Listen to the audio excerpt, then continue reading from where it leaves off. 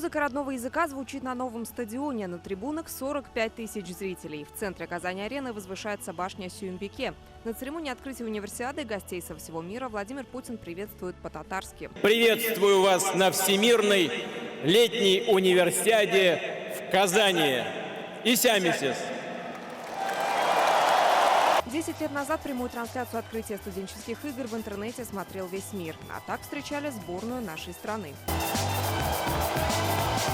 В составе российской сборной на универсиаде были 42 спортсмена из Татарстана. Среди них и борец Нафис Минибаев. Когда мы в первый день выходили на парад открытия, это были непередаваемые ощущения. Как гладиатор заходил в арену, тоже абсолютно такие эмоции у меня были. То, что он попал в состав российской сборной, было не только результатом трудолюбия, но еще и чудо. Именно на универсиаде борьба «Кыряш» впервые включена в мировой реестр спортивных соревнований. Наши спортсмены прославили татарскую национальную борьбу во всем мире. Нафис Минибаев стал чемпионом универсиады, и это было началом блестящей спортивной карьеры. Эмоции были непередаваемые. Первый раз соревнования по «Кыряш» проводился на таком уровне, так скажем, на мировом уровне, и тем более у нас дома, в Казани, при своих болельщиках. Всем нам, спортсменам, надо было показать достойную, красивую борьбу. 14 тысяч спортсменов из 160 стран в дни игр разместили в деревне универсиады. 28 корпусов построили специально для атлетов. Сейчас это студенческий городок. Объекты универсиады стали наследием и для спортсменов, и для казанцев. Бассейны, центры тенниса, бокса, гимнастики, гребных видов спорта. Сейчас их двери открыты для всех, работают спортивные школы и секции. Это развитие, это большое посещение, это массовость спорта. И детям нравится, и родители безумно любят, что дети занимаются спортом. Я считаю, что всегда эти турниры мирового уровня Казань всегда с достоинством проводит, и может проводить, и будет проводить. И именно Казани надо это отдавать.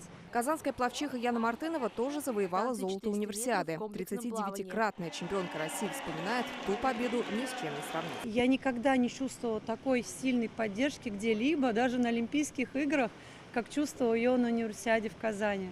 И вы знаете, просто даже участие, настала эта универсиада, и пока мы еще не стали плыть, мы ходили по городу в этой спортивной экипировке, и все люди, знаете, с таким восторгом и уважением на нас смотрели. Универсиада стала для Яны толчком в карьере и вехой в жизни. Она выходит замуж, становится мамой. Муж Дмитрий Жилин – известный пловец, тренер, финалист универсиады. Тогда выступал за сборную России от Белгородской области. Сейчас переехал в Казань. 5 лет назад открыли школу плавания. Тренировать детей, передавать свой опыт, наставления, учить. И теперь, чтобы они завоевывали медали.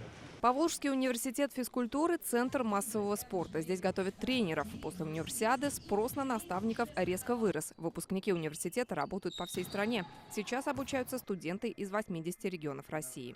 Мы видим это наследие ежедневно, но мы находимся в наследии. Самые лучшие спортивные сооружения, здания были переданы Поволжской академии тогда, сегодня Поволжскому университету, для того, чтобы мы могли готовить учителей физкультуры, спортивных тренеров, специалистов туриндустрии на самом лучшем оборудовании. Еще одним достижением универсиады в Казани стало зарождение в стране волонтерского движения. Тогда специально обученных добровольцев, знающих иностранные языки, собрали в одну команду. Это 20 тысяч человек из 38 стран мира и 81 региона страны. А уже после универсиады они работали на Сочинской олимпиаде и других международных событиях. Здравствуйте! Ассаламу алейкум!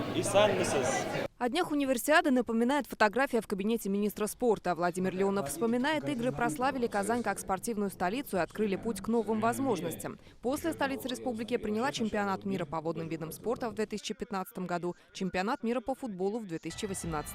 А Татарстан сегодня регион, который готовит больше всего спортсменов в сборные страны. Универсиада была однозначно таким триггером, как сегодня модно говорить, который повлиял на вообще отношение к спорту у людей. Сегодня спорт – это такая норма жизни, это такой хороший тренд. В универсиаде были построены и социальные объекты. Появилось новое здание ЖД вокзала, обновлен аэропорт, построены сотни километров дорог и развязок, дорожных переходов. Казань стала городом, интересным туристам со всего мира.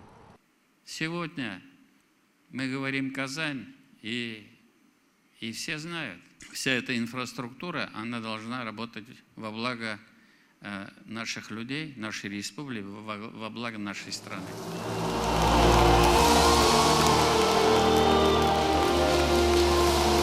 Анатольевна, Вадим Илларионов, Данил Филатов, Лейсан Саитова, ТНВ, Казань.